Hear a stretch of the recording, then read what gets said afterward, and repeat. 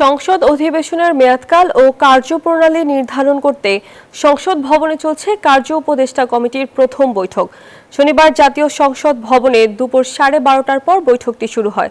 সভাপতিত্ব করছেন স্পিকার হাফিজ উদ্দিন আহমেদ। বৈঠকে যোগ দিয়েছেন প্রধানমন্ত্রী তারেক রহমান ও বিরোধী দলীয় নেতা ডাক্তার শফিকুর রহমান সহ কমিটির অন্যান্য সদস্যরা।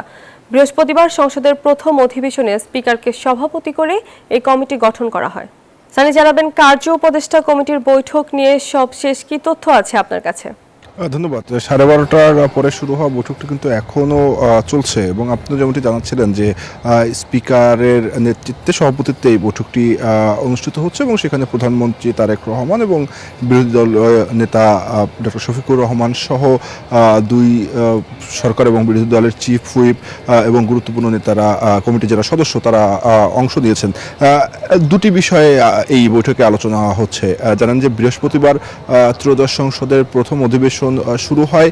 এই অধিবেশনটি আসলে কতদিন চলবে সে বিষয়ে আলোচনা হবে এবং আরেকটি বিষয় হচ্ছে বিবিধ যে এই সংসদে কি কি বিষয় নিয়ে আলোচনা হতে পারে সেই বিষয়গুলো নিয়ে কিন্তু তারা এখন আলোচনা করছেন।